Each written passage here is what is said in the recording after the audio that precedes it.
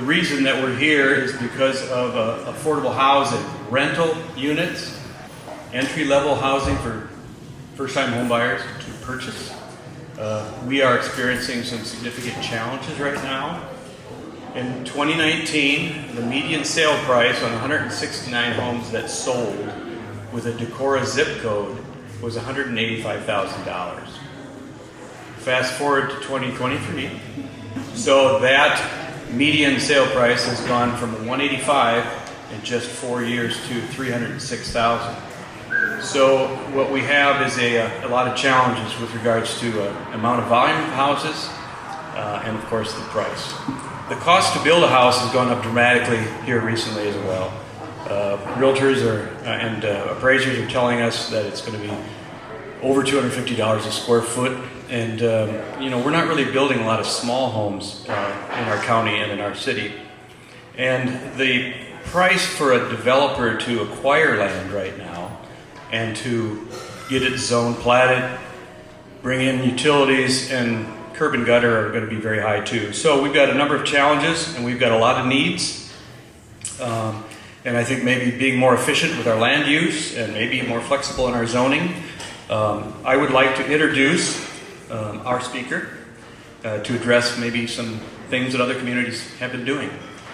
Luke Seberg is a Community and Economic Development Field Specialist with Iowa State University Extension and Outreach Community and Economic Development Unit. That's a mouthful.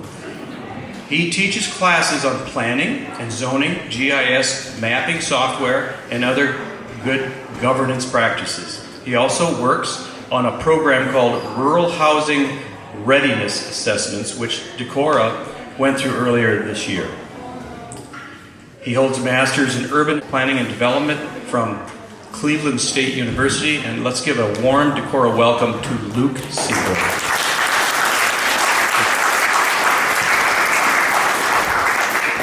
Thank you for that introduction. Really appreciate it. Glad to be here, everybody. I live in Ames, but I regularly come up to Decorah for work-related reasons and also for vacation time. I like to fish a lot, so not a lot of fly fishing in Ada Hayden. Although this weekend they are going to stock it with some brookies, so we'll see. I always like to give a little bit of an overview of like, who the heck is this guy? What is he doing here? What does he know before I dive into the nitty-gritty and the policy side? Iowa State Extension and Outreach is a branch of Iowa State University. Each land-grant university, each state has one land-grant university. Each land-grant university has an extension unit. The idea behind extension is translating research into action. And the way that we try to do that is we bring the discoveries and best practices that we have discovered at the university and bring it to those who can actually put that knowledge into practice. The idea here being, we're up in our ivory tower or down in our lab or whatever the case may be, experimenting with things, trying out new policies and new programs and researching policies and programs that communities are engaged in. And we want to try to distill what's working in places around the state and around the country in community and economic development and bring that to folks out in the 99 counties in Iowa. Idea there being, we don't necessarily always need to reinvent the wheel for every community development problem that you might encounter. That is sorry the text is so small, just kind of a representation of kind of how the extension network works. The green gear is federal, the orange gear is state, and the blue gear is local. Oh, and I should say as well, all these slides are going to be made available after the presentation, so you don't need to get out any binoculars or reading glasses or anything like that. Again, a little bit about me. So I work in ISU Extension and Outreach's Community and Economic Development Unit. So we've got 4-H, which most people are most familiar with, Human Sciences, Agriculture and Natural Resources, and then Community and Economic Development. We're the 4th unit in Extension. We're the smallest unit, whereas A&R has somewhere in the range of 2 to 250 field specialists. There's about 30 of us in CED, and we cover the entire state. Whereas in some other units in Extension, you've got someone whose home base is in one county and they provide a whole host of services there. I am one of 1.5 land use field specialists for the state. So you'll see me here on the eastern side of the state, and then the next day I'll be over in Sioux City, and then back in Des Moines the night after that. So I get to spend a lot of time on the road, get to listen to a lot of podcasts, and a lot of music. And so again, my focus areas within Extension are housing. Like was mentioned earlier, I have a background in housing and development. I am also starting to work in the renewable energy space, kind of the nexus of renewable energy and land use. And then I do land use planning and then open government and good governance work as well. So the idea there being things like open meetings, open records law, things of that nature. I also used to work in a nonprofit just over the river in Madison, Wisconsin, doing nonprofit rental housing counseling. So helping mediate disputes between tenants and landlords. And if folks are familiar with Madison, you probably know that Madison is experiencing a pretty tight housing crunch of its own, and that's been the case for a number of years now. A lot of folks have been pushed out of the dense walkable downtown, forced into more of the inner and outer ring suburbs around the city. So I'm no stranger to housing shortages. And again, background in planning and development from Cleveland State. Go Vikings. So tonight, what I want to cover is a couple things. Number one, comprehensive planning, what a comprehensive plan is, and how Decora's comprehensive plan sort of interacts and interfaces with housing. I'm going to spend a little bit of time going over the RHRA, the Rural Housing Readiness Assessment report that some of my colleagues in Extension did with your housing committee a few months ago. And then I'm going to spend the rest of the evening sort of talking through some creative housing strategies that may or may not be a good fit for Decora. That's kind of up for you all to decide as a community. But the way I see it is, before I worked in community development, I was a waiter. I waited tables. And I like to think of what I do in presentations like this is kind of like presenting a community with a menu of options. You're not going to want to eat everything on the menu, just like you're not going to want to do all of the things that I'm going to talk through this evening. But ideally, you can kind of pick and choose, maybe an appetizer, maybe an entree. If you got room at the end, maybe a little dessert there too, and sort of get an idea of what you as a community might be able to accomplish in the near to medium term to sort of alleviate some of the housing pressures that you're experiencing right now. And again, question and answer time at the end. And please feel free, if you have a question during the presentation, just shoot a hand up. I'll call on you, just give it back to me, and then I will just repeat the question for the sake of the recording here as well.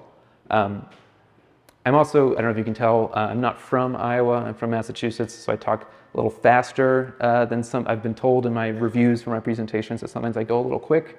I get really excited about planning and zoning and land use, so forgive me in advance. I guess before we get going, any questions right off the bat? Yes? Two of us here have crashed the party because we're from the Board of Supervisors of Winnebago County. All right. And we're in the process of exploring going down for our land use changes and our ordinance changes to allow for ADUs and for housing needs also. So sure. Just keep that in mind as you're going down some of the road. And a couple of us that are here have slightly different needs, are looking at things different than what the city does. Sounds good. Thanks for the heads up. We got county supers in the house, folks. Best behavior.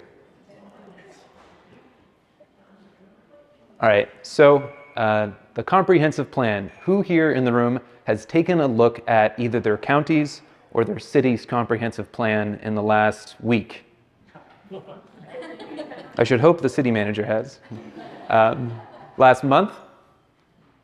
How many folks have never looked at the comprehensive plan for Decora? That's fine. No worries. We'll go over a little bit about it now.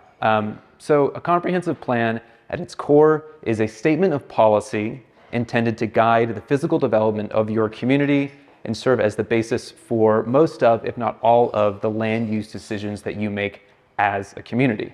The mechanisms by which it does these things is by protecting and optimizing property values, providing a degree of continuity across time, protecting public investment in natural resources, and providing the rationale, basis, and justification for other plans.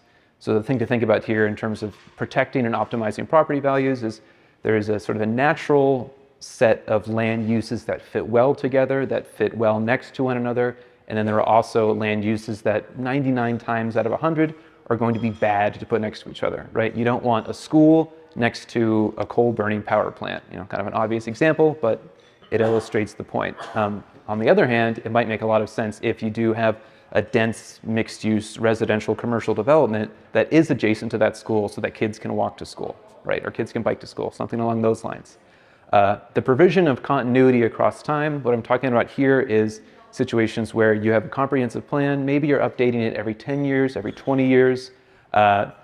City staff come and go, elected officials come and go, volunteer members of boards of adjustment or planning and zoning commissions change over time as well. What you want to have a comprehensive plan, that if all of a sudden you were to lose a bunch of your staff or you were to lose a bunch of board members or commission members for whatever reason, the people that come and take their place have something to work with, something that they can pick up, read through, and get an idea of what policies have been in place, what the rationale was for why those policies were put into place, and then also thinking through, where do we want to go in the short term to keep that agenda rolling, or, if it's the sort of thing where a whole slate of county supervisors gets tossed out, for sure, okay, maybe we want to change direction from what the old board wanted to do in the first place. Protecting public investment, idea here is pretty straightforward as well. Thinking about there's obviously sort of a natural order of expenditure of public dollars. So the kind of classic example here is thinking through if you're going to redo your main street and you also want to redo all the water lines in your community, you probably want to only tear up the main street just that once, do the water lines, and then put the nice pretty streetscape in place. You don't want to do the streetscape and then the next year go, oh shoot, we have to tear all this beautiful new concrete up to replace these water mains that are 99 years old or something like that. Oftentimes your comprehensive plan will be a text document somewhere in the range of 50 to 200 pages, depending on the size of your community, the level of involvement of the citizens, and how much time and money you devote to the plan. And most of the time, and Decorah is no exception, your comprehensive plan will have a future land use map.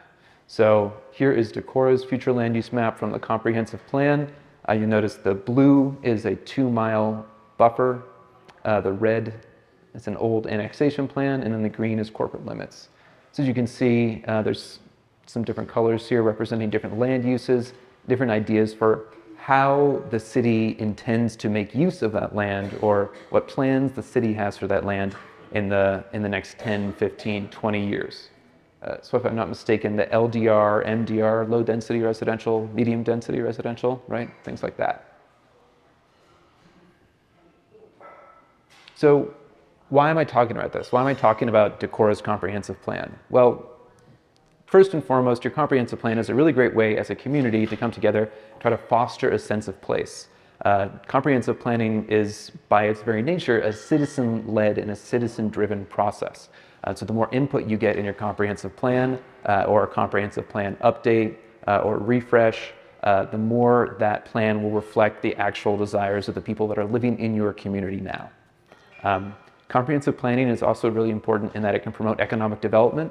The main mechanism here is that it provides predictability or assurances for potential developers, potential people or organizations that are looking to come into the community and make a permanent investment in your community, whether that be new residential development, new commercial development, anything like that.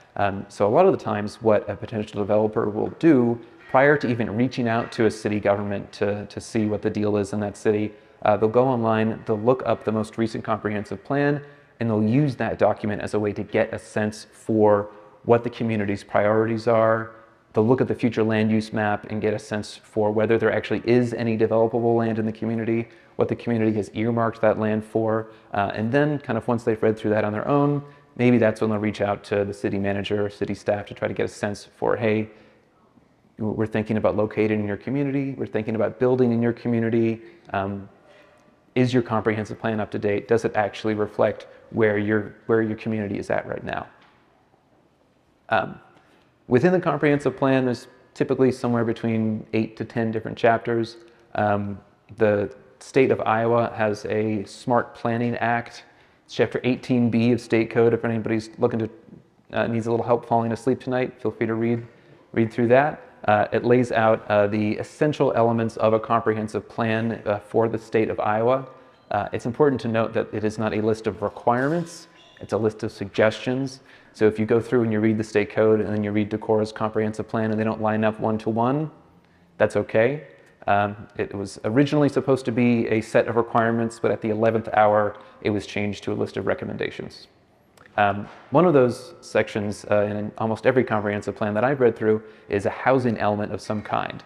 So typically your comprehensive plan will have a section that inventories and analyzes your existing housing stock, and it'll contain statistics like what is the average age of a house in your community, what are the conditions of houses in your community. It'll present a typology of different kinds of housing that is currently present in your community, and potentially typologies of housing forms that the city maybe wants to see in the not too distant future. Kind of the history of housing, what is the original residential neighborhood in the city? When were the first subdivisions built? How old are those subdivisions? Who owns the utilities in those subdivisions? Things like that. And then also kind of once you've gotten through kind of that base inventory of housing in your community, your comprehensive plan will have more info on things that identify what are the specific policies and programs that your community wants to use to promote both new development and then also provide for maintenance and rehabilitation of existing housing in your community to make sure that the old houses don't kind of fall to the wayside necessarily. So comprehensive planning and zoning often get conflated. The two ideas kind of get blended with one another. And there is a lot in planning that deals with the zoning code and vice versa. That being said, I always, when I give a presentation on land use, really emphasize the distinction between the two, because there's a lot of things that one of them can do that the other one can't, and vice versa. So your comprehensive plan is a policy statement that is adopted by your city council or your county board of supervisors, and its main purpose is to direct and plan for future land uses. Conversely, your zoning code is the law of the land. It's the law of the municipality. In other words, it governs what can and cannot be built, where, and how tall it can be, what the setbacks of all the buildings are. Everything that gets down into kind of the complicated, nitty-gritty, day-to-day management and governance of the physical space of your community is going to come from the zoning ordinance. Again, similar, they're related to one another. There are enough differences that I like to kind of hammer that home. Like I said, they do interact though. In Code of Iowa, Chapter 414, Section 3, Subsection 1, another great piece of reading material, states that the zoning regulations of a community shall be made in accordance with a comprehensive plan. So on its face, that sentence is a little bit vague. What does in accordance with mean in this particular context? Luckily for us, this has been a hotly debated topic in the Iowa courts for a number of years, and we have a fair amount of case law that gives us an idea of how to interpret this line of state code. I should note that in addition to some of the workshops that I give, I also give annual updates to the Iowa American Planning Association chapter on planning case law, which is usually the highlight of my fall. I love to give those. Just get to read through tons of case law, pick out the things that have to deal with planning and zoning, and present them to a room full of other planning nerds like myself. So two cases here that I want to mention. Number one, Webb versus Giltner, 1991. In this case, the court said that when a community has adopted a separate comprehensive plan, the law, quote, contemplates the zoning ordinance will be designed to promote the goals of that individualized plan. In other words, if you have a comprehensive plan and you have a zoning code and there's some sort of disagreement or some sort of controversy involving one or both of those documents, if you end up in court for any reason, or if you need to justify a decision that you've made as a community as it relates to land use, and that's a zoning decision of some kind, you're going to want to go back to your comprehensive plan and make sure that the reason you made that change to your code, or the reason that you decided to grant a variance or grant a conditional use permit, can be backed up by some section of your comprehensive plan. Similarly, in Norton Trust versus City of Hudson, we're going to fast forward to 2009, There's a little bit more direction given to us by the courts.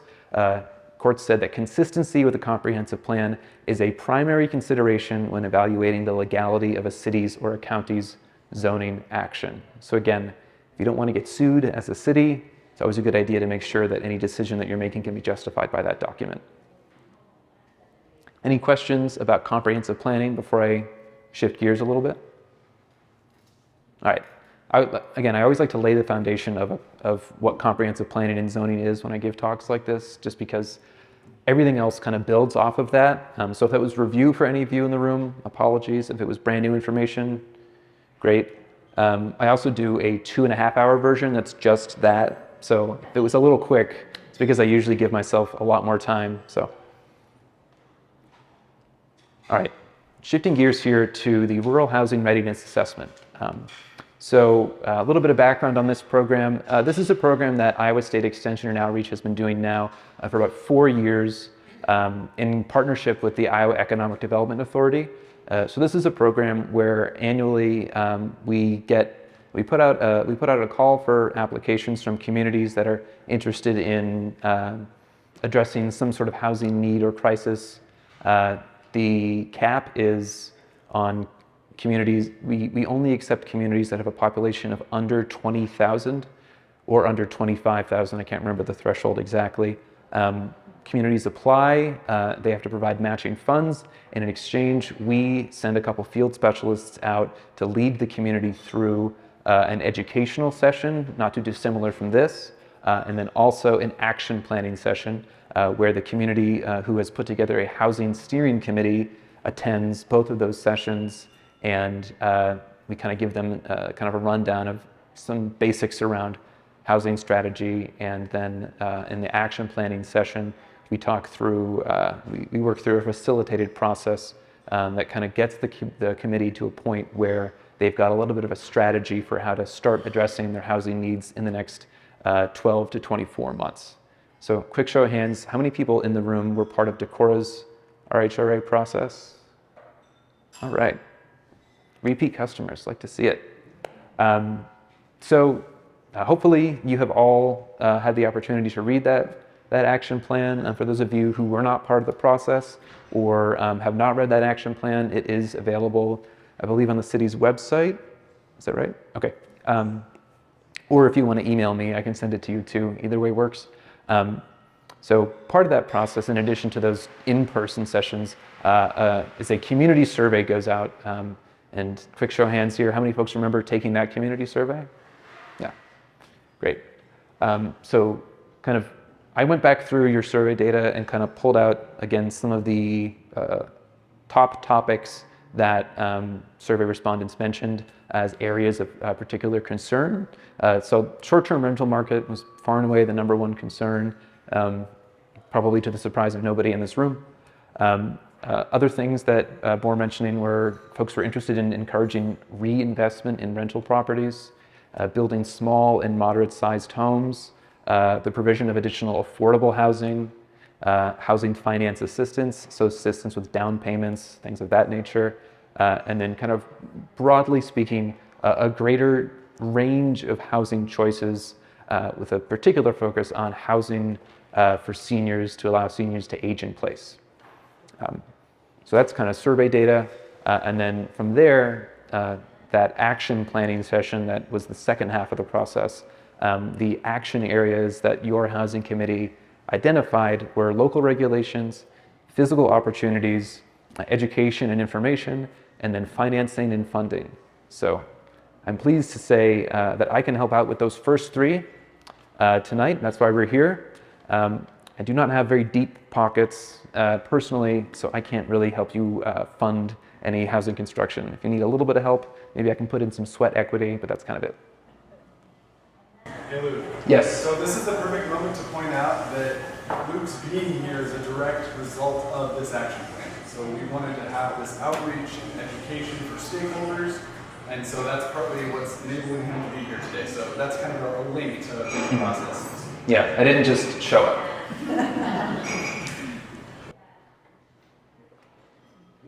So moving on to the fun part of the presentation, right? So some So the next couple slides are just some creative housing strategies that other communities have used or that you as a community have already used to kind of alleviate some of the pressure on your residents here in the area.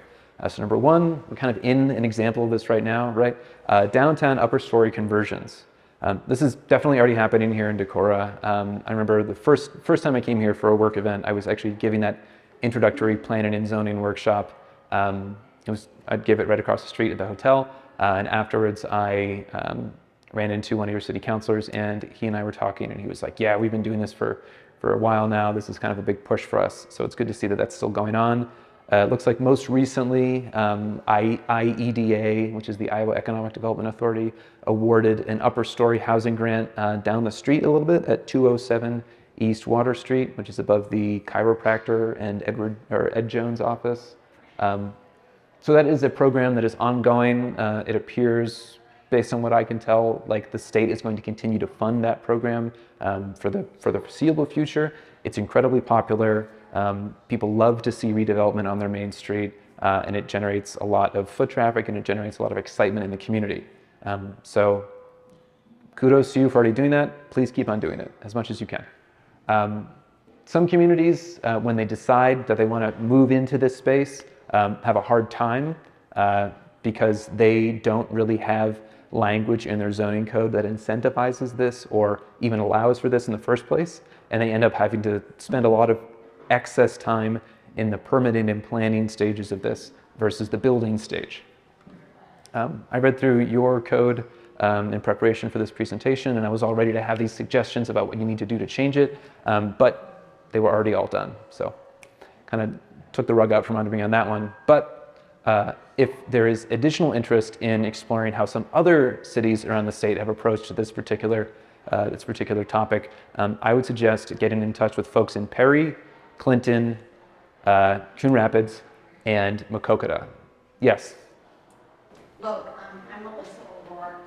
I'm on the County Planning and Zoning Commission, and as Steve indicated, this is a county-wide Yep. issue too. So my question is, and maybe to Harry, do we have any information as part of the study on how much this is happening, I don't know, say in Calmer or any of the other Minnesota County small, other communities? So I'm just going to repeat the question for the recording. So are there upper story housing opportunities in cities in the county other than in Decorah? Is this on? I think we have a follow-up too. I can speak to 4 of the incorporated cities in the county, and they are not. They're not currently using it? No. Okay. Aaron? Yeah, that's a great question, Melissa. Great question. That is something that Upper Explorerland does do a lot of work on, is actual county level housing assessments. Again, everything that Lucas pointed out is like, what's in the county comprehensive plan, what's in the zoning, if there is zoning. As far as what's actually being done as like upper story residential or things like that, I can't speak to Calmer personally, but that we do have those studies available online. Like Luke mentioned, it's not a very common thing, and so for communities that are doing it, it's a little bit of a new frontier. So, but as we all know, the housing crisis is countywide, regional-wide, statewide, nationwide. So, but yeah. Mm-hmm. It might be worth saying, Winnebago County Development and Tourism did a countywide housing analysis here. I want to say it's maybe three years ago. And so that document exists. It doesn't go into great detail on individualized communities within the county, but it is a county-wide analysis of long-term rentals, if I remember correctly. Does that answer your question? Thank you. I mean, it seems like maybe that would be something countywide to look at. There might be some opportunities in some of the other towns. Great. So yeah, there's definitely this is something that a lot of communities are experimenting with in some way, shape, or form. Ottumwa is another community that's had a lot of success in this area.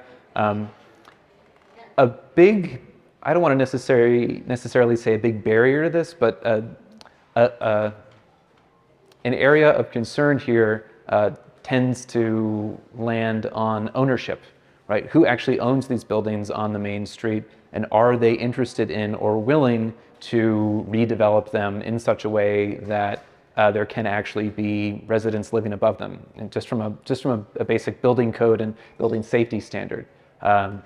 One of the other communities that I did the rural housing readiness assessment with had an issue where they had a beautiful main street, beautiful square, county courthouse right in the middle of it, with old brick buildings similar to the brick buildings along here. Their issue was that 2/3 of the buildings on their square were owned by the same guy, and he had just turned everything into his personal storage space. And he was not interested in allowing anybody access to it or any sort of development on the square. In his mind, I got here first. I bought these buildings for 2 cents a pop back in 1971, and I ain't selling them, and I'm not going to give them up. So you're going to have to wait for me to die, right? So, not super helpful, but just know that there are communities who have had literally no success doing this. So the fact that you have already had a high degree of success doing it, another kudos to Decorah there. Yes? I have a couple questions. Sure. On just the downtown upper story conversion. Have you found, other than the IEDA grant, I think you're right, a lot of downtown buildings have a lot of work to do for the code. Have there been other innovative ways in which, I think it's fair to say we have people who want to do this in their buildings, but it's very cost prohibitive. Yes. And so my first question is, are there ways to make that less cost prohibitive? And my other is, are there any communities who have addressed or changed code in order to allow backup building first floor housing? So questions were, are there ways to make upper story conversions less cost prohibitive, and are there examples of other communities that have changed regulations to allow for first floor access on the rear of the building as opposed to on the front of the building? So second question first, not that I know of, but that doesn't necessarily mean that hasn't been done elsewhere. I'm not seeing the other planners in the room jumping to answer that, but I know of one. one? My previous community, Humboldt High. Humboldt, okay, Humboldt has done it. They then rescinded it. Oh, okay. All right.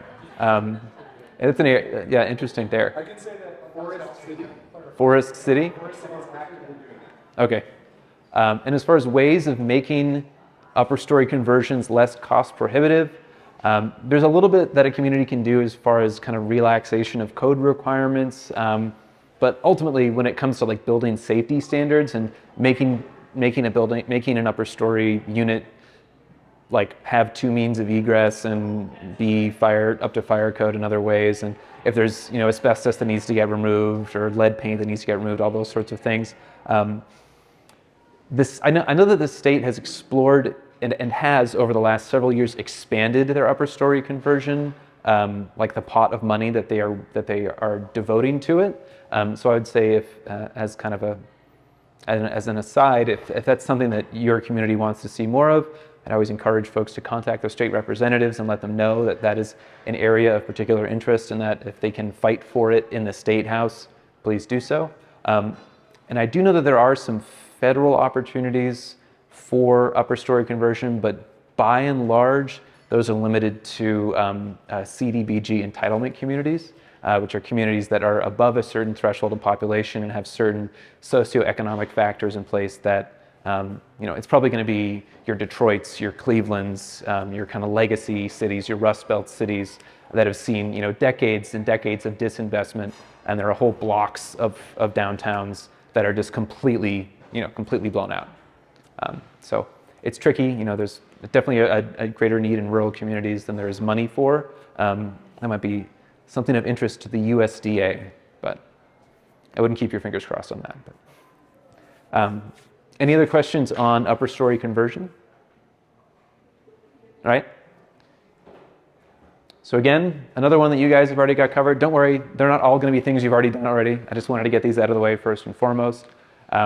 So accessory dwelling units, ADUs, cottage homes, granny flats, whatever you want to call them. They are cost effective in that there's usually no need for land purchase or major infrastructure. They can serve a different range of populations, from students to relatives to folks looking to downsize. And they present a great opportunity for flexible infill. What I mean by that is that rather than building on greenfields on the outside of town or on the outskirts of town, you're able to provide a greater density in your existing residential neighborhoods and your existing commercial core in a way that you probably wouldn't be able to do if you were trying to knock down a block of buildings and put in a brand new skyscraper or big apartment complex or something along those lines. This is a picture of an ADU here in Decorah.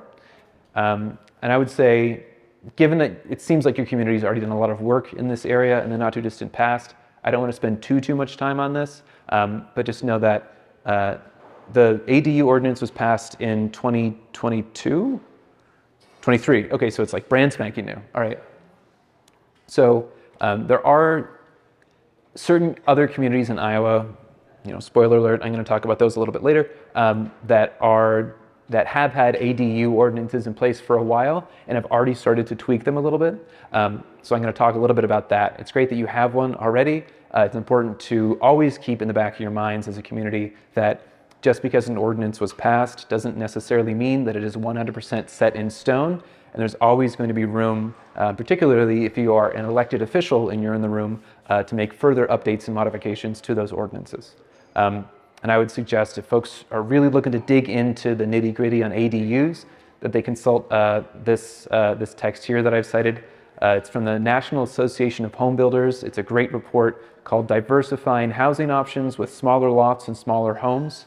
And I have on the final slide of the presentation is a bibliography, and I've got links to all of these reports and that kind of thing if folks want to check that out. Travis? Luke, I might add a Sure. great example of talking about just because it's ordinance is not set in stone.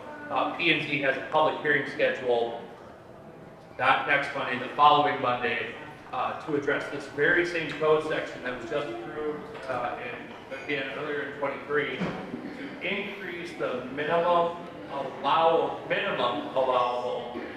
even with the 30% maximum rear yard occupation, or taking up 30%. From 550 to 750 square feet, so that now you can build an ADU, even in the flat, for example, that has very small rear yards, up to at least 750 square feet, and not fall under that 30% maximum rear yard. Okay, great. Ordinances can be changed and moved through multiple times. It does take time. That is true, yes.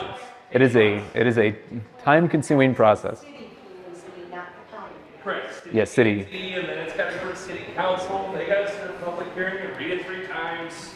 It's all fun. All good fun. Yeah, there are a lot of moving parts. So typically when I give the introductory planning and zoning workshop, I spend about an hour kind of walking through the different roles and responsibilities of all the elected and appointed officials that deal with land use planning. Just a little teaser if you guys are interested. I'll probably be coming back to Decorah to give that intro workshop in April of 24. So keep an eye out for an announcement there. Yes. Are you aware of any counties of the 99 that have adopted ADU ordinances? Am I aware of any county that has adopted an ADU ordinance? I am not off the top of my head, but Yeah, Steve, if you want to get in touch, I have a few counties in Iowa, I think 2 or 3 counties that have ADU ordinances. all right. So it's one of those things where I think the ADU movement or the idea, the policy prescription of ADUs kind of began in the late 80s, early 1990s on the West Coast, like Vancouver, Portland, Oregon, Seattle, Washington. They kind of pioneered this concept. It's something that's kind of driven by extreme housing shortages in those big coastal cities. Kind of moved down the West Coast. The University of California, Los Angeles is doing a lot of really interesting research on different configurations of ADUs and different ordinance structures around ADUs. They've got some really great materials online. And then since then, it's kind of made its way back east. And it's definitely an evolving area, just like upper story conversion. It's kind of like we kind of went east to west, filled out most of the country, and then went, oh, we kind of got to figure some more stuff out. So now we're going back the other way. Yes. Some ordinances regarding ADUs or the county where I grew up restricted and said that in the county properties in my farm, we could only build another house if a relative was going to live there or if a worker that we hired was going to live there. Is that a requirement for ADUs, or can anybody live there? Or can an ordinance say, oh, just like in the county, you have to be a relative of the landowner or something? Sure. What about that requirement? So the question was in terms of owner occupancy and who can actually occupy an ADU. I think in your example, sir, I think sometimes it has to do with, is the residential lot being subdivided or not being subdivided? And typically in the case of an ADU nowadays, there is no subdivision of lots. It's just that you are building a secondary unit or secondary, typically freestanding structure on a lot that typically by right is you're only allowed to have one dwelling unit on the lot.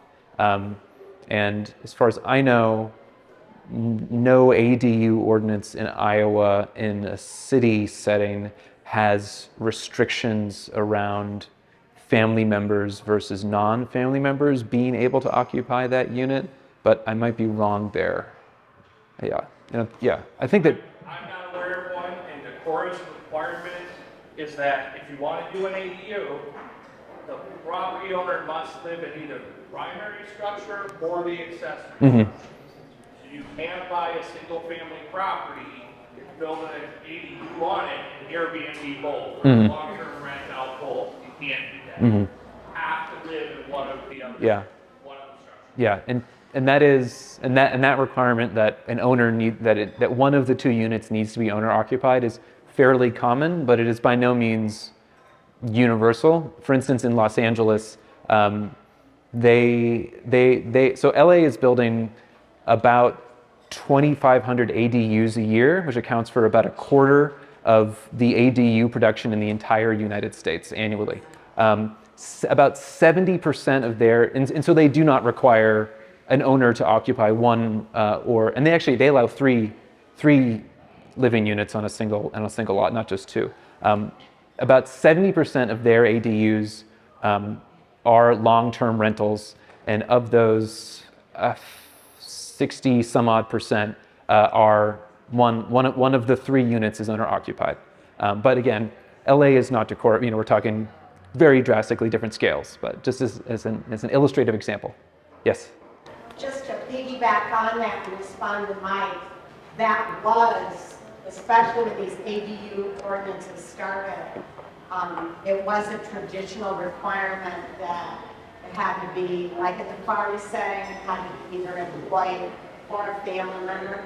That tends to be changing, but as Luke started to mention, the subdividing. So it's like if I have that, and now I'm going to sell my property and move to California, I can't subdivide and sell the ADU piece to one buyer and the primary residence to another. It's got to be sold together.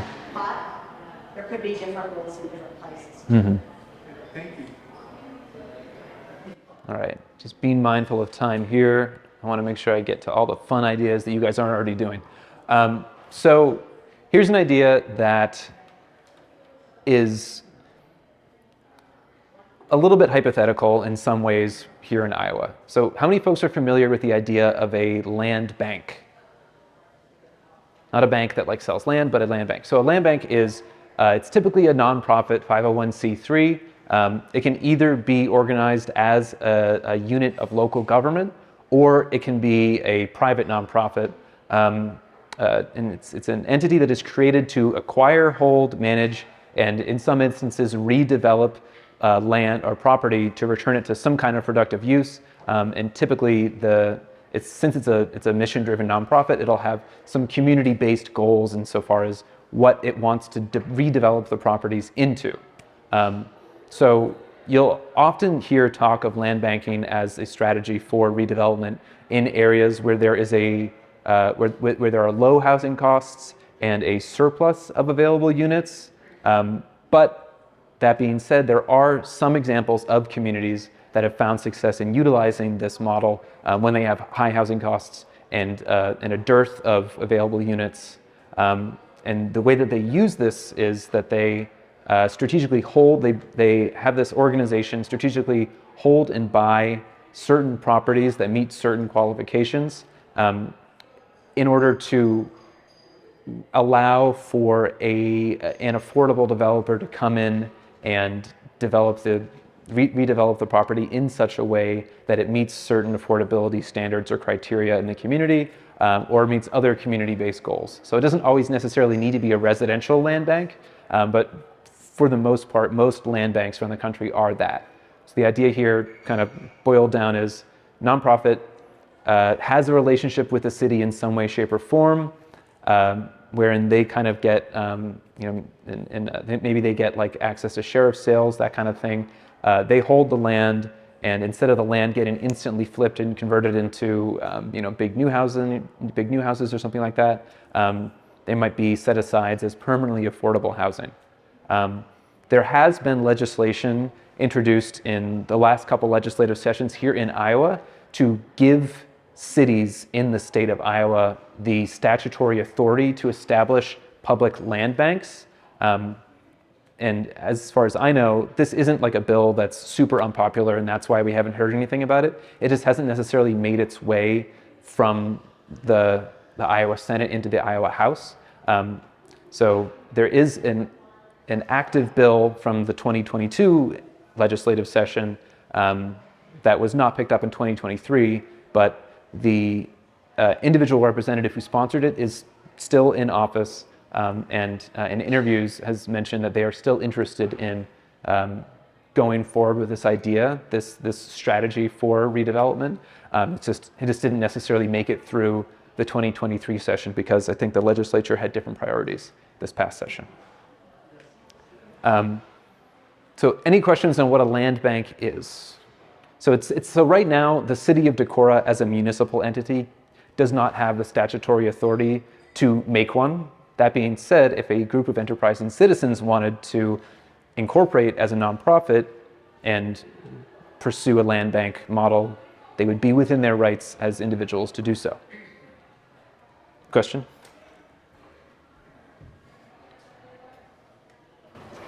So, speculation. Sure. Let's just say our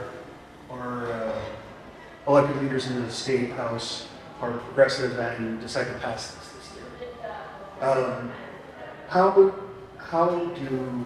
if they didn't do it and a group of progressive citizens were to incorporate a land bank in Decorah and grab a 40-acre parcel that we know, based on transportation studies, has an infrastructure need?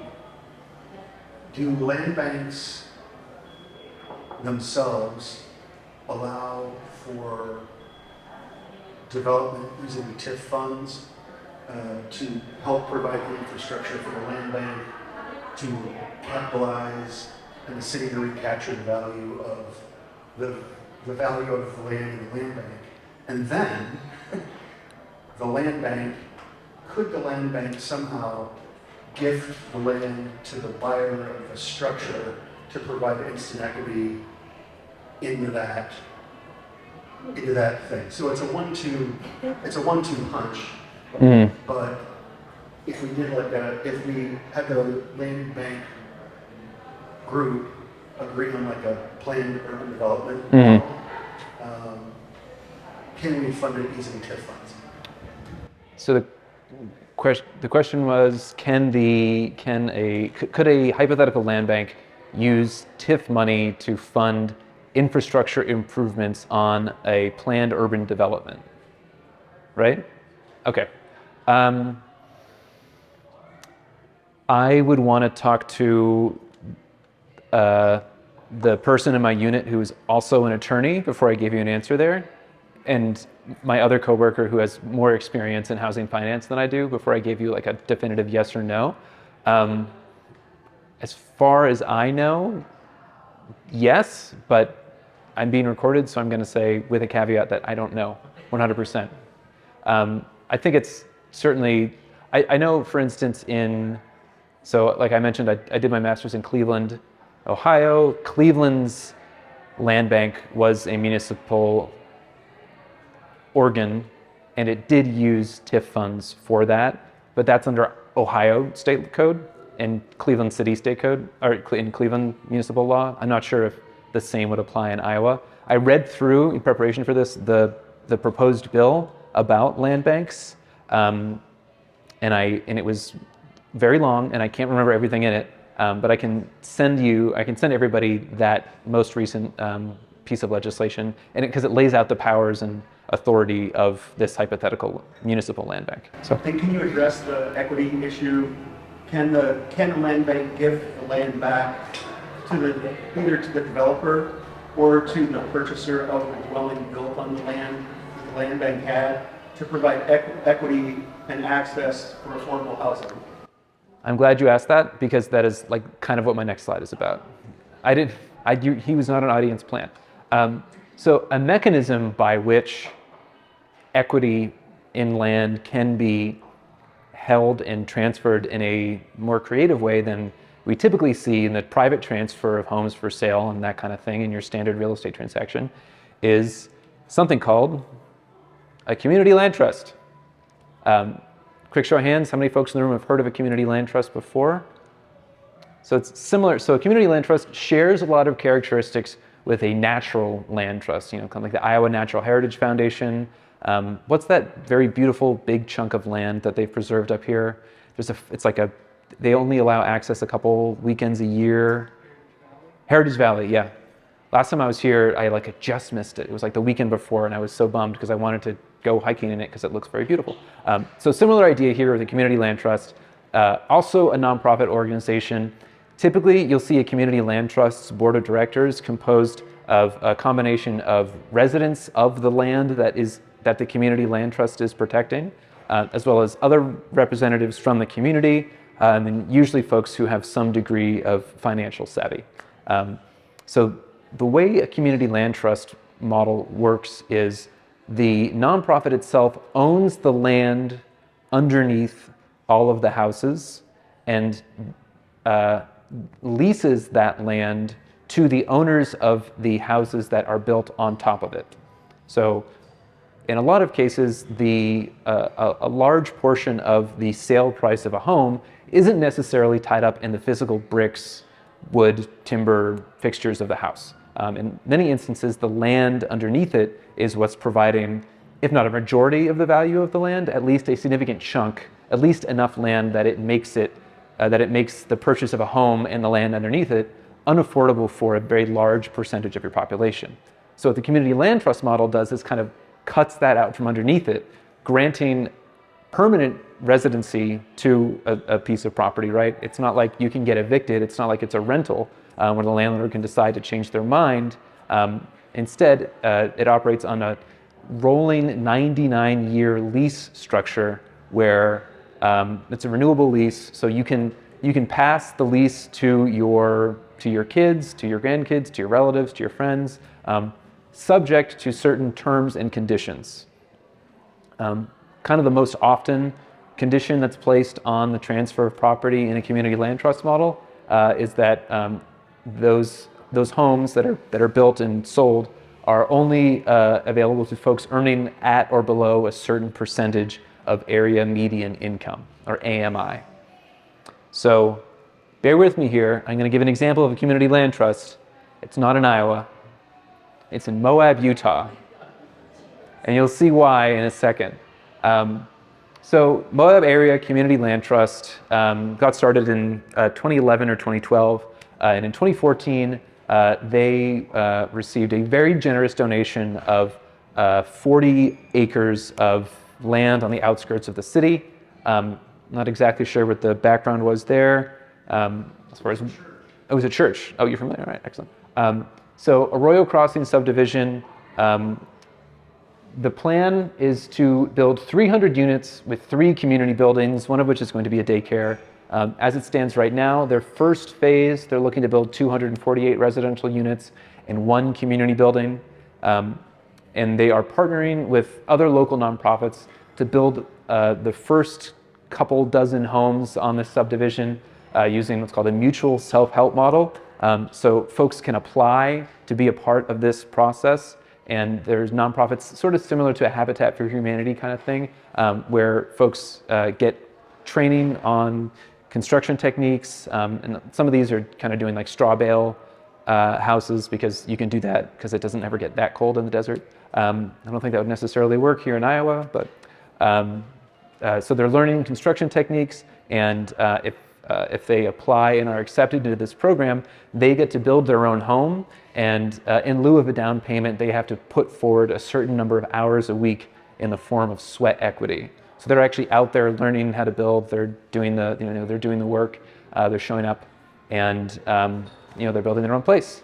So this community land trust, the subdivision, is a mix of both owner-occupied and rental units. So it's a mixed income development. And like I said, kind of standard here, 99-year renewable ground leases.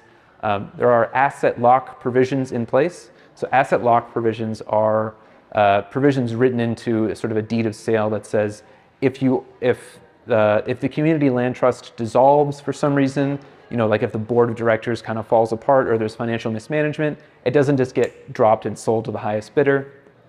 Any assets that the nonprofit still holds, whether those be financial or physical assets, can only be sold to organizations that have a social mission or are community centered in some way, shape, or form. They are income restricted. Their model is that every unit, whether it be for sale or for rent, is restricted to individuals or families making at or below 120% of area median income.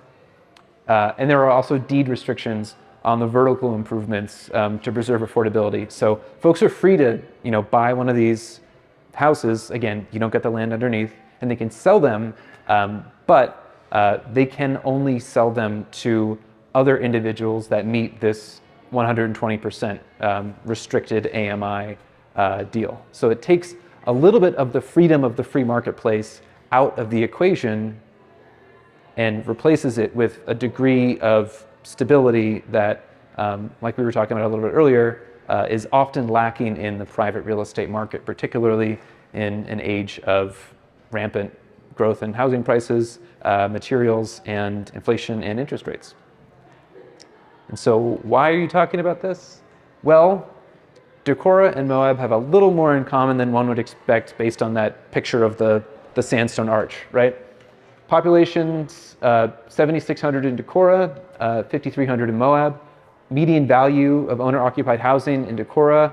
So this is not median sale price from the last year. I think you said it was 312,000? 306. So this number is from the 2020 census, so it's already a little bit out of date, right? Median value of owner-occupied housing in Decorah as of 2020, $203,000. Median value in Moab, $271,000. Again, Moab's has also increased since then. Median rent for a 2-bedroom in Decorah in 2020 was $702, a little bit higher in Moab. Median household income, $55K versus $42K. And then I thought that this statistic was interesting as well, just in terms of kind of as a proxy for community demographics. The labor force participation rate, in other words, what portion of citizens aged 16 to 70 in the two communities, is pretty close to one another. So it's not like Moab is all little kids or all seniors or anything like that. It looks similar to Decorah. And also, Moab bills itself as a gateway community, meaning, they have the natural arch, so it looks like there's a gate there anyway, but the idea being it is a gateway to a lot of outdoor recreation activities, and as such, it receives a lot of pressure from individuals looking to do outdoor recreation and visit for short stints of time. Moab has also experienced a great deal of expansion in its short-term rental markets, and they are struggling with this as well. So kind of treating this as an example, I would suggest, even though it might not seem like the most ready kind of one-to-one comparison, that Decorah look to other kind of gateway communities, other sort of resort towns to see what hasn't really worked for them in the last 5 to 10 years, because whatever they've been doing is not working, right? So just kind of a cautionary tale there. All right, there's a lot of text on this. This is a different strategy. It's called inclusionary zoning. Sometimes it's called upzoning. Those two terms kind of get conflated with one another. But the idea behind an inclusionary zoning program is it's designed to make subtle and, in some cases, more significant modifications to a city's zoning code in ways that kind of unlock housing potential in some way, shape, or form. So this is drawn from a study done in 2015, kind of a typology of inclusionary zoning programs, inclusionary zoning ordinances. So by and large, you're looking at either voluntary things that developers could do versus mandatory things that developers have to do if they want to build.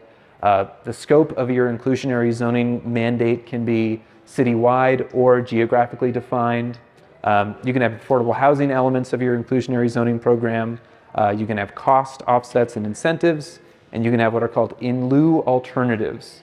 So if a developer wants to pay a fee in lieu of building a certain number of units in a development affordable, they can do so. That developer's fee then goes into a pot of money that in other ways supports affordable housing development in the community.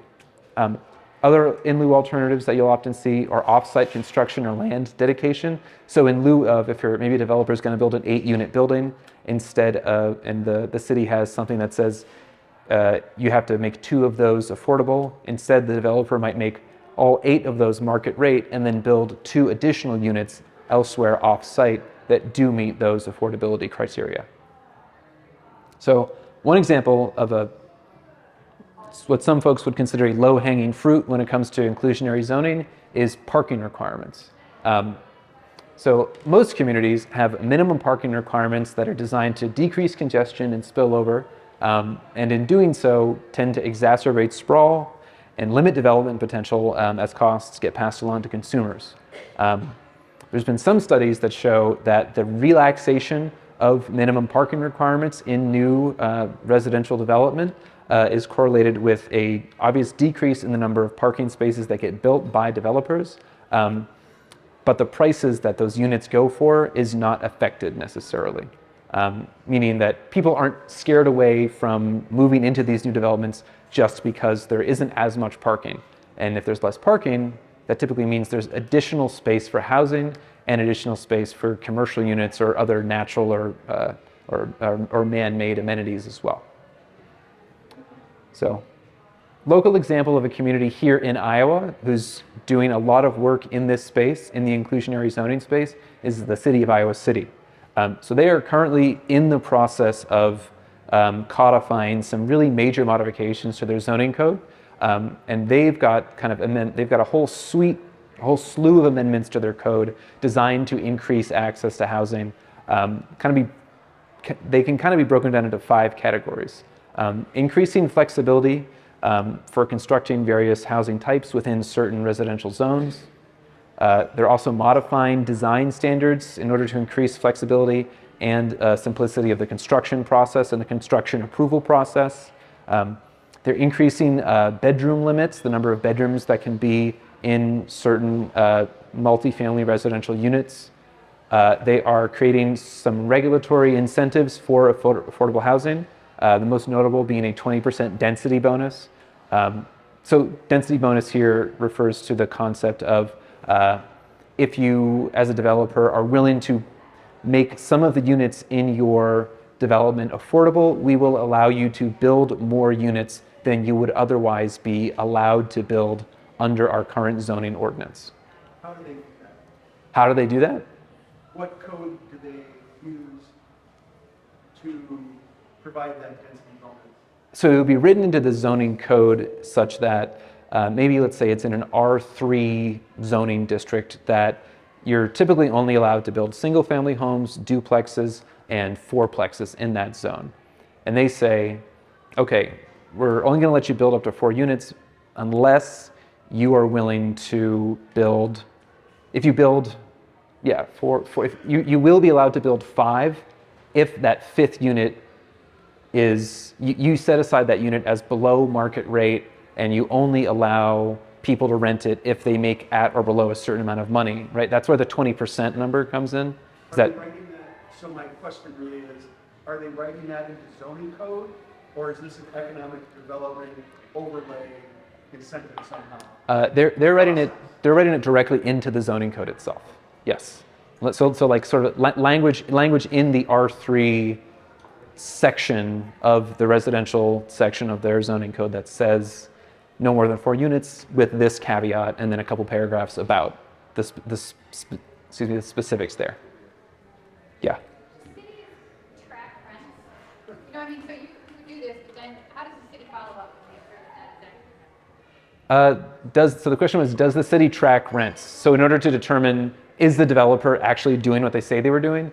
Yes. In many instances, there will be some sort of annual recertification process where the tenant needs to recertify with the landlord, yes, I am still making at or below this amount. They'll provide some paperwork in the form of a W-2 or something along those lines. And then there are also mandatory reporting requirements from the landlord to the city's development office or the city's planning and housing office that says, okay, yeah, we've got to check these 500 units and make sure that they're actually being rented to folks that qualify for them. Another question? Yes? Yes, is an example of Iowa City Community Hinsbury Hills community housing, which we're talking about was multiple families, but certainly.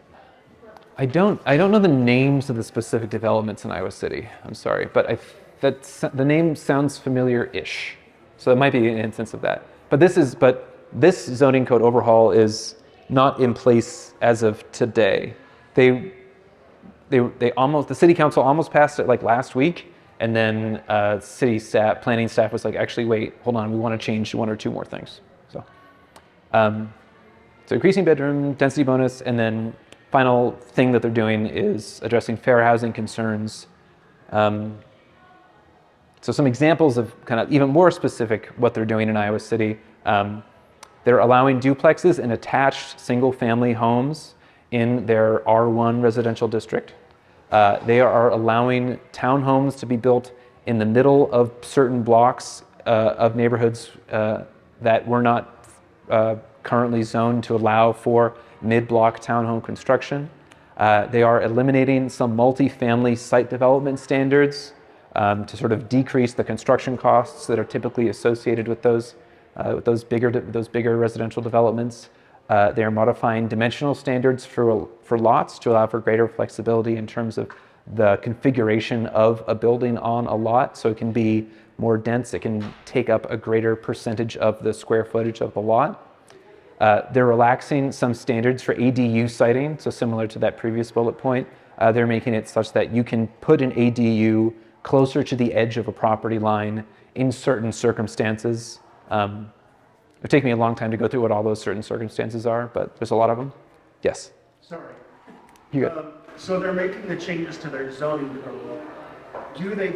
Have they gone back and updated their comprehensive plan to reflect these overlay changes so that if someone were to challenge this as an unequitable gift to developers, that their comprehensive plan would support the legal actions that the P&Z has taken? I don't know for sure if they've updated their comp plan to reflect this. Actually, no, I do, because I watched the hearing on this last week, and the planner, Lehman, presented on this, and he, in his memo, which I cite in the presentation and you can download, he explicitly references sections of the comprehensive plan for each one of the 45 odd changes to the code, referencing like line 603 of page 7 of the comp plan does this. So they did it in that order, yes. Okay. Yeah. Relaxing standards for ADUs. I know we're getting close to time here, sorry. And they also created that density bonus for affordable housing and waived parking minimums to developers in certain circumstances. So my closing thoughts real quick. Thanks for bearing with me, folks. There is recent research showing that this kind of idea of upzoning or inclusionary zoning has offered what I would call mixed success in terms of generating additional housing production, reducing costs, and increasing social cohesion and social integration in impacted areas. There's a study done by an economist and planner out of the Urban Institute named Yona Freemark, 2023 study that just came out a couple months ago, where he really stresses the fact that outcomes are very much dependent on market demand, local context, housing types, and timing, i.e. when these code changes are put into place and the sort of circumstances surrounding their enforcement and their implementation. But he does say that kind of overall, it's fair to say that upzoning and inclusionary zoning does seem to have a positive impact in most communities that he surveyed in a national survey that he conducted. That being said, there's never a guarantee that what worked in one community is going to work in your community. And I also want to mention, it's always important to distinguish between policy changes and code changes. And it's also important to distinguish about whether you're making a tweak, whether you're doing an overhaul, or you're doing something new and completely different. So with that, I'm more than happy to stick around and answer questions for as long as we have time for. We have time for about 15 minutes of questions. I have one, if I may, Luke. I have one question for you, and then I have one question for our supervisors. The question I have, my first house, when my wife and I, we had 3 children, and we bought our first house. It was on Fifth Avenue, and it was a 900 square foot house with a detached garage. And we were perfectly happy there, and the lot was a 55-foot lot. I looked on Beacon the other day, and I looked at how many houses on the west side were about 1,200 square feet, maybe a little under. And on the flat, there's a lot of houses on these 55-foot lots. And the people are very happy. These houses are very marketable. They sell very quickly. It just seems like our culture has gone away from this post-war where you're efficiently building these houses, and they're not so far from each other. The side setbacks were not like we're used to now in all these new developments. And we've had a lot of really nice developments. In our county between 2018 and 2022, through 2022, in our county we built 227 houses, and the average square footage of all of them is about 1,800 square feet. I'm just wondering how we would start to migrate towards a more efficient use of space, because we don't need a lot of these very big houses. Not in every case, certainly a lot of people want them and can't afford them, and that's awesome, that's great, it's great for the tax base. But how can we move towards narrower lots, maybe build more vertical and make better use of infrastructure space, land use space, so that we can, move into the future? Because it seems like moving into the future might be more of a retro thing. How do you get the attitudes of the developers and the people to start really driving that economic force towards that? I think it's 3 things. It's code, policy, and culture. So there's changes to code that we talked about tonight that you can make to encourage that kind of development. You can allow for greater flexibility in lot sizes and new subdivisions and that kind of thing. It's policy in terms of what your comprehensive plan says and in terms of the type of developments that you're trying to attract. But I think it really does come down to culture. Culture is kind of upstream of those other 2 issues, in my personal opinion. I think that if the market is kind of responding to consumer demand, and a lot of consumers do demand bigger lots, more space, that kind of thing. That being said, I think it's also important to consider the ways in which we can use policy levers to encourage and foster a culture that incentivizes, encourages, and rewards that sort of tighter development. So that's things like encouraging alternative transportation modes, focusing on amenity development, all kind of like the fun parts of planning, in my opinion, bike lanes, that kind of thing, things that can attract folks who are willing to maybe make what some would consider to be a sacrifice when it comes to square footage in exchange for the ability to bike to work, the ability to get to a grocery store without needing to, without needing to drive for half an hour to get there, those sorts of things. There's definitely not a silver bullet solution to it. I wish there was. It would be so great if there was, because then I could go back to being a waiter and just take it easy forever. But I think it's policy, code, and culture. Again, with culture being the kind of the top of the list as far as I'm concerned. And my other part of the question would be to you, Steve, and Shirley, maybe she's not here anymore. There you are. We have a beautiful county, and a lot of these 227 homes were actually built in the county. 63 of the 227 homes built between 2018 and 2022 were built in the city. 63 of them. The rest of them are built in the county. There's a lot of want for people to live in our beautiful countryside. But there is some restriction on the zoning. I think that I've heard it's being addressed, and that is you can't have more than one dwelling within a 40-acre quarter. And what are your thoughts about that? And is there plans to maybe relax some of that restriction? The answer is yes, yes, and yes. Because right now, as it was stated earlier, if you have a home on a rural property, you can build something for a family member, perhaps age in place. You can build something for a farm worker for your farm, and we're limited. We had a net drop in our population in the last census in the county. The definition of death, according to Steve, is the absence of growth. We lose our students to the metropolitan areas. I had one member of our economic development team tell me when she left Luther, there was about 20 of her classmates that wanted to stay here and continue to work in Winnebago County or Decorah, and they couldn't find housing they could afford. How many farmers that may build a new machine shed can add a house on the end of it, utilize an existing well, maybe even perhaps a septic system that has capacity according to our sanitarian, and provide for a rental house that would provide for worker housing, not necessarily just on their farm, but for one of our many manufacturing businesses right here in Decorah. So we need to look at our zoning ordinances at the county to make it accommodate those kinds of needs. So that's the direction I believe. I've started to push this in the county. I'm not speaking for all of the board members, all 5 of us, but I will say that I think pretty much we're all on the same page. This is a critical need. We need to keep Winnebago County and our incorporated cities alive. I've begun to go to 4 of our incorporated cities and address. I did last night in Fort Atkinson, showing them, House File 718 is limiting what they're dealing with for their income from tax bills. Every one of those cities is struggling to stay solvent.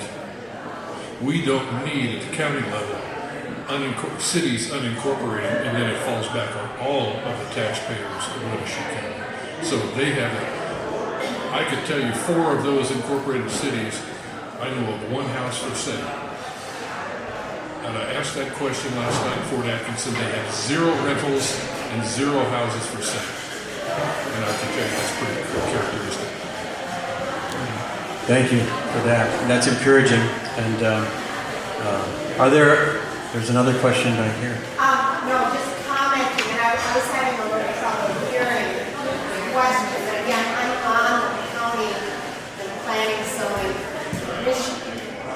I don't think I see anybody else here that's on the county PNC. We're just starting to study this. We make recommendations to the board of supervisors. So, we've got this another major competing requirement of our comprehensive plan